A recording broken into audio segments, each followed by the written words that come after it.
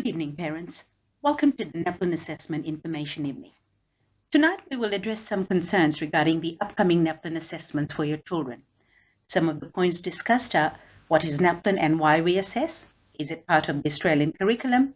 Scaffolding techniques to address the questions, other assessments used in school, and the need for reporting for English. NAPLAN is a national assessment program used to assess children's progress over the schooling years for literacy and numeracy. Since 2016, NAPLAN is aligned with the Australian Curriculum Assessment and Reporting Authority, ACRA, to measure students' ability. Every year in May, NAPLAN is administered by ACRA in reading, writing, numeracy, spelling, and grammar skills. The results are not to judge if children have passed or failed. Moreover, it is to help the educational policy makers, schools, students, teachers, and parents to build on students' strength and provide extra support if needed. Scaffolding is a teaching strategy that is used across the Australian curriculum, and we will look at how this is used across the literacy, literature, and language strands. Scaffolding allows the students to use their existing knowledge to move to a higher level of comprehending, while supportive framework is provided by adults or capable peers. Students have been working on this example text of the Captain's Chronicle to extract meaning in the three English strands. In primary schooling, comprehension skills are taught in the Australian curriculum from foundation stage to year 6. Comprehension means to understand written, spoken, and visual text so the readers can extract the meaning from the presented text. As you can see, in year 3, students build literal and inference meaning and begin to evaluate the text. Follow through to year 4, expand the content knowledge, and by year 5, students have built strategies to analyze information using a variety of sources. Looking at question 7, the students interpret meaning and apply inference skills to eliminate the incorrect answers. The students use the learned strategies such as visualizing to create a mental image, while reading, identifying, and summarizing the text. A learned inferencing strategy requires students to think outside the box. In this example, the role of the gunner is literally outlined. However, it does not highlight the word not. Therefore, students would reread the text, interpret and infer the meaning from this sentence. To be a gunner, you must be an expert shot. This highlights the gunner would use this skill during the battle. The aim and purpose of a text is for a reader to cognitively process the meaning.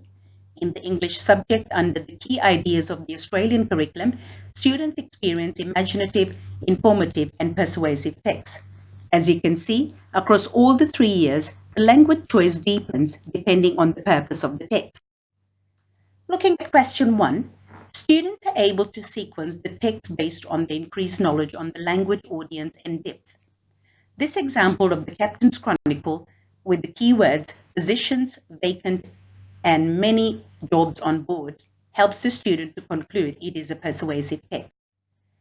This example is for language devices. Language device allows students to write in a particular way using literary language and device techniques. The skill is for a reader to be persuaded, influenced, create a feeling and thought for that particular text purpose. Therefore, figurative language is a predominant element in a persuasive text. For example, a simile, metaphor, or personification where non-literal words are used to create a certain effect. As you can see in the year 3, language device is used to enhance by year 4 interpret and by year 5 experiment. The skills students master when developing literary language and device skills allow them to apply this learned knowledge of a metaphor. This next example from the Captain's Chronicle allows the student to use their figurative language of metaphor for the word backbone. NAPLAN is one of the many assessments used throughout a student's learning journey.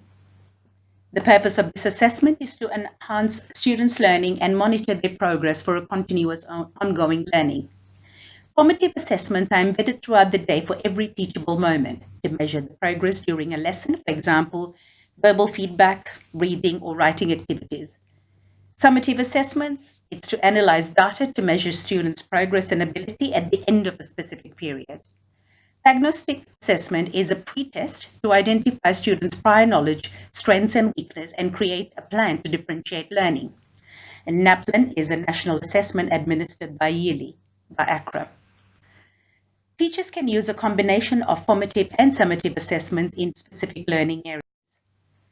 Read and Retell is a reading assessment that gives teachers information about a student's comprehension of narrative text and is used in class as an ongoing strategy. Oral Retell is to encourage students to think of the story structure and infer about characters.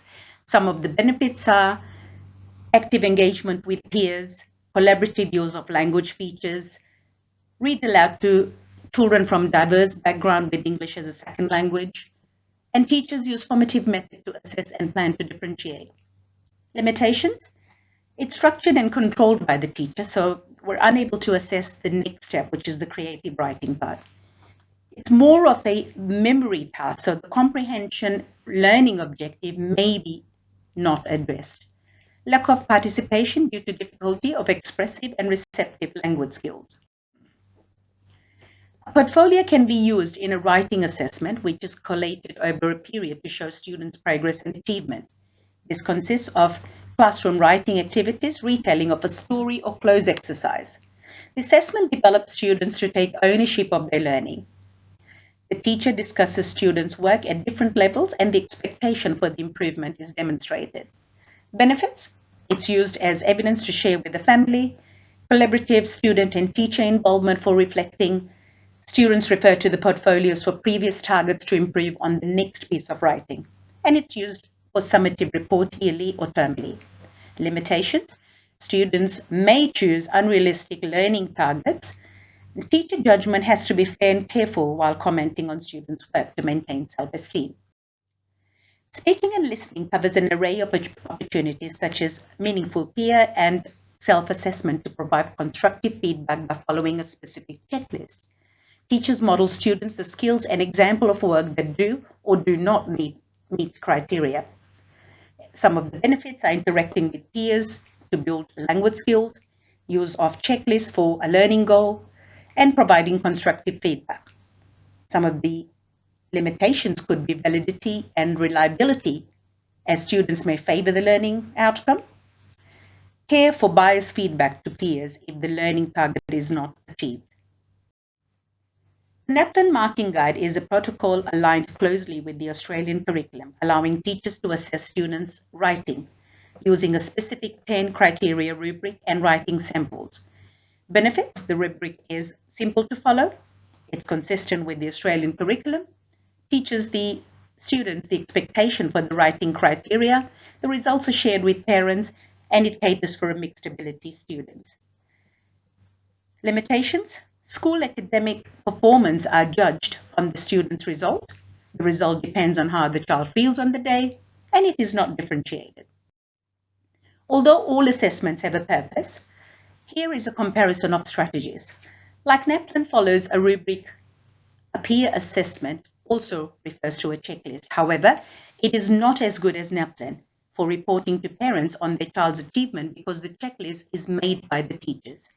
Compared to writing portfolios where student achievements can be seen throughout the year, NAPLAN is not as good because the assessment results are shared once a year.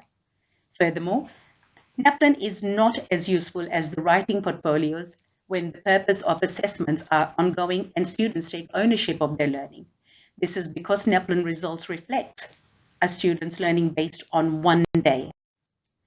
Reporting is a teacher's obligation to assess, provide feedback, and report on students' learning. As these assessments are conducted, the results provide parents and students on their progress, achievement, and strategies for an ongoing learning. Some of the benefits: students get a chance to share their portfolio with their parents, celebrate their learning journey, classroom work and strengths. Parents have a clear expectation of the curriculum, and strategies are in place for intervention. Some of the limitations could be formative and summative assessments can be held at any time. However, NAPLAN reporting will be scheduled only once the results are out. The scheduled time may not also suit some parents. This brings us to the end of our NAPLAN assessment discussion. I hope this has been clear enough for all your concerns. Please feel free to talk to us tonight or any other day for further clarification. and thank you for coming.